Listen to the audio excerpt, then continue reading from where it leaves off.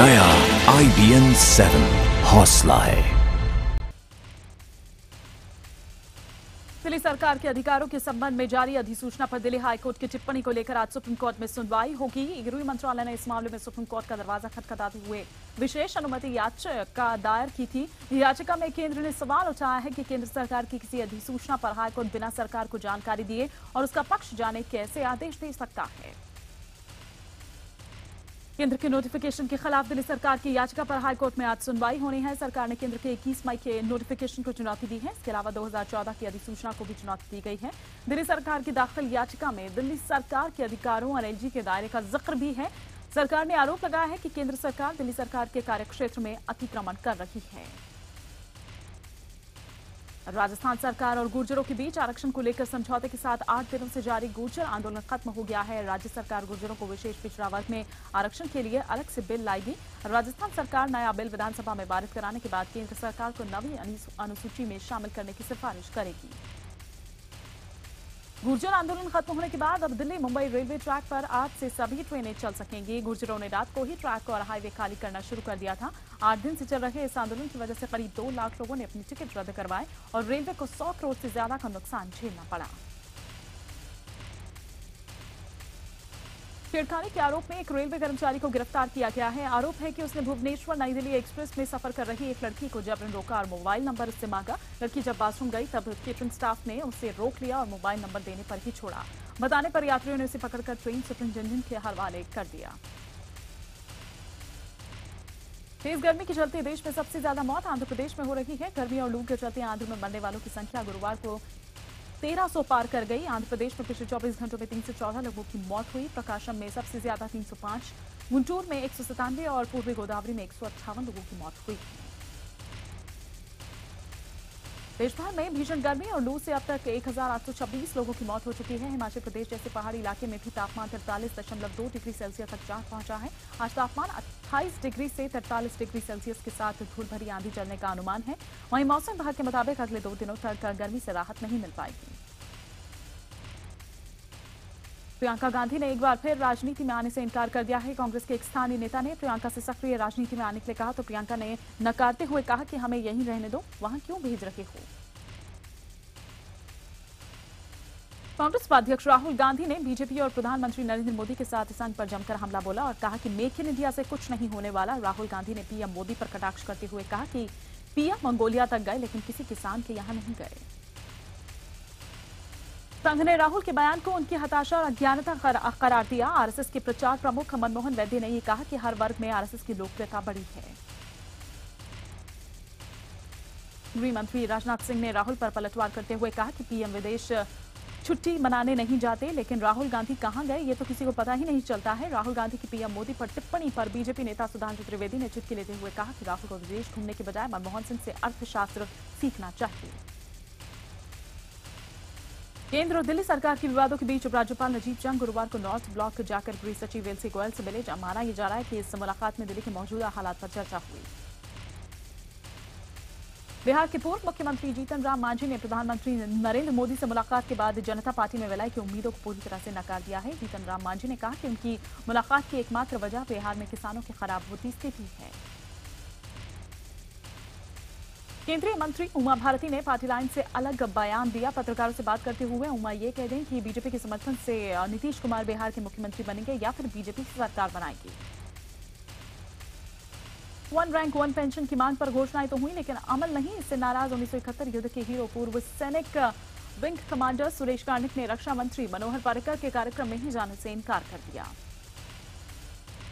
जम्मू कश्मीर के बारामूला जिले के सुपोर में आतंकी संगठन लश्कर इस्लाम पोस्टर लगाकर दूरसंचार कर्मचारियों को एक बार फिर से धमकी उसने दी है और कहा है कि वो तुरंत टेलीफोन सेवाएं को बंद कर दे। आतंकी संगठन ने बात न मानने पर कड़ी कार्रवाई करने की धमकी दी है।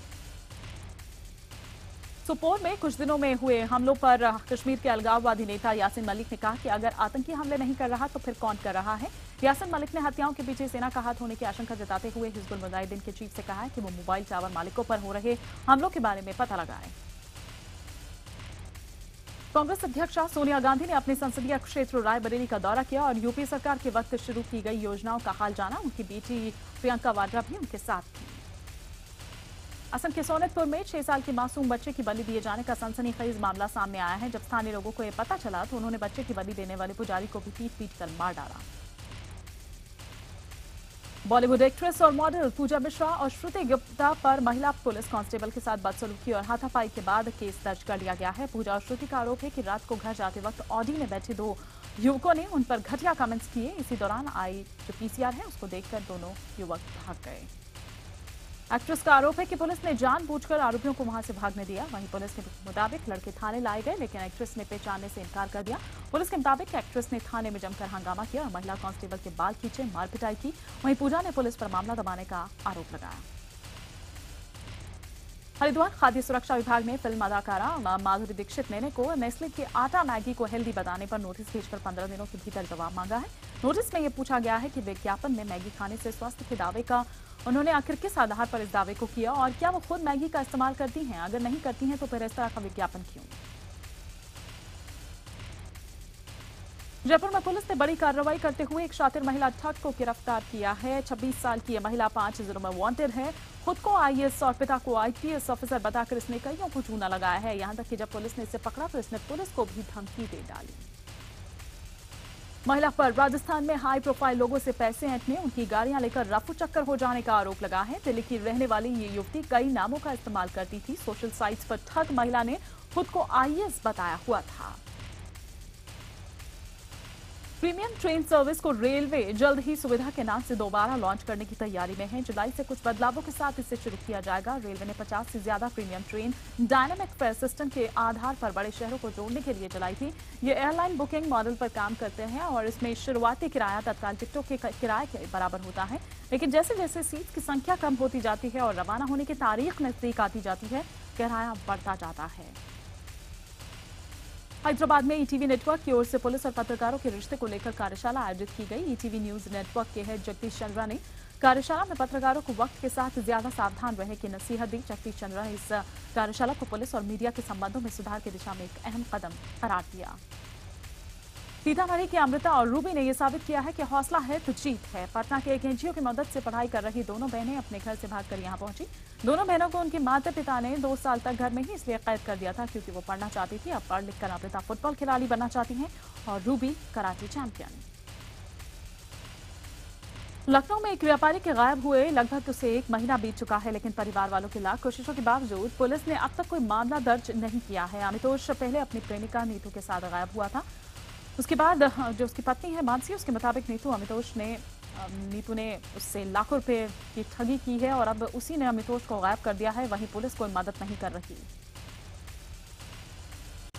सहारनपुर में गंगा दशहरे के मौके पर यमुना नदी में स्नान करने पहुंचे 3 युवकों की पानी में डूबने से मौत हो गई। उन्हें बचाने की कोशिश भी की गई, लेकिन नाकाम रहे। बरेली में मेडिकल कॉलेज में पढ़ने वाली एमबीबीएस की छात्रा की लाश उसके ही कमरे के पंखे से लटकी मिली। घटना के बाद से गर्ल्स हॉस्टल में हड़कंप मचा हुआ है। आत्महत्या करने वाली छात्रा हरियाणा की भिवानी की रहने वाली है। मेरठ में एक वकील रशीद पर एक महिला ने बलात्कार करने का आरोप लगाते हुए कचहरी में पोस्टर चस्पा करवा दिए। पोस्टर में बलात्कार के आरोप के साथ कई आपत्तिजनक बातें भी लिखी गई हैं। वकील ने आरोप लगाने वाली महिला पर कार्रवाई की मांग की है। अलीगढ़ मुस्लिम यूनिवर्सिटी के एसोसिएट प्रोफेसर डॉक्टर वसीम रजा के विवादित बयान मामले में जांच होगी। कुलपति ने तथ्यों की जांच कराने के बाद कार्रवाई की बात कही है।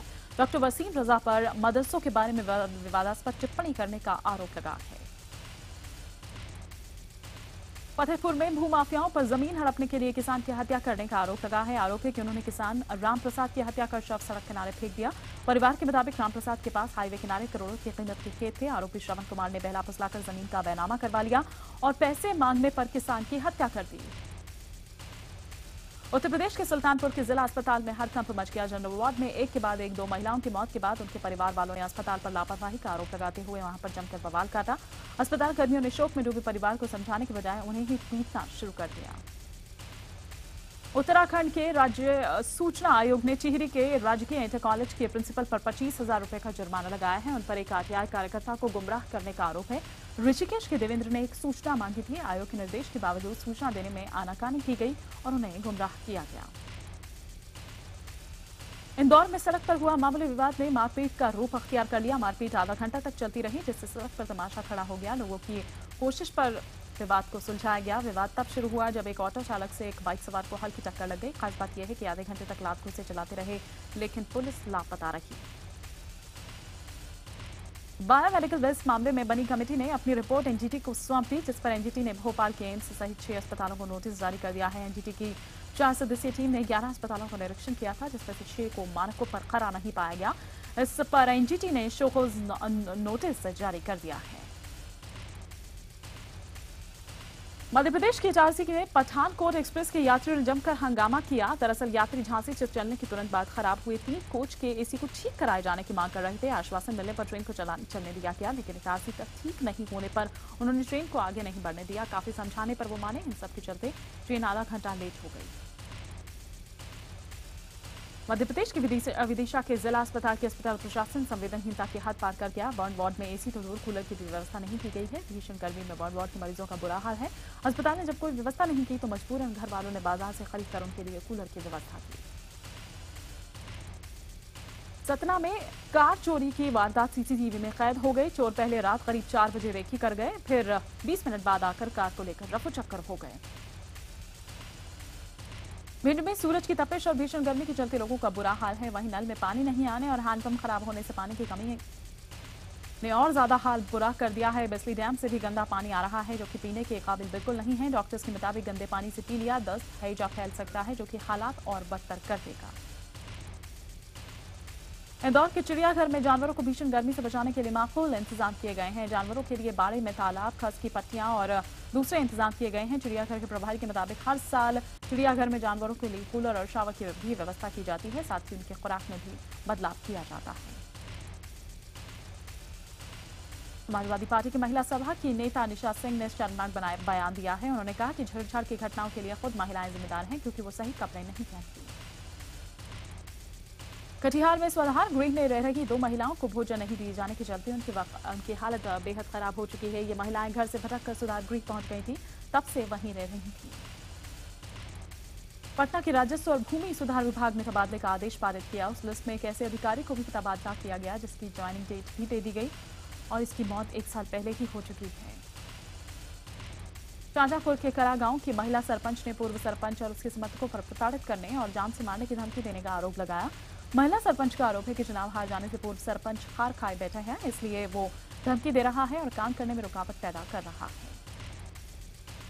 शाहरुख और आमिर ने सलमान की अपकमिंग फिल्म बजरंगी भाईजान का फर्स्ट लुक अपने ट्विटर पेज पर शेयर किया। इसके लिए सलमान ने ट्वीट कर कहा, फिल्म बजरंगी भाईजान का फर्स्ट लुक शेयर करने के लिए शाहरुख और आमिर का धन्यवाद। गैंग्स ऑफ वसेपुर और बदलापुर में साथ काम करने के बाद नवाजुद्दीन सिद्दीकी और हुमा कुरैशी एक बार फिर से साथ नजर आएंगे, लेकिन इस बार अलग अंदाज में। दरअसल एक विज्ञापन कंपनी दोनों के साथ एक ऐड बना रही है। प्रियंका चोपड़ा ने कहा कि वो अमेरिका में इस हद तक नस्लभेद की शिकार हुई कि उन्हें अमेरिका ही छोड़ने का फैसला करना पड़ा। प्रियंका के मुताबिक 12 साल की उम्र में वो स्कूली पढ़ाई करने के लिए अमेरिका गई थी, लेकिन रंगभेदी भावनाओं से परेशान होकर लौट आई। अमिताभ बच्चन, इरफान खान और दीपिका पादुकोण स्टारर फिल्म पीकू को मध्य प्रदेश सरकार ने राज्य में टैक्स फ्री कर दिया है। 8 मई को रिलीज हुई इस फिल्म को 3 हफ्ते बाद भी खूब दर्शक मिल रहे हैं।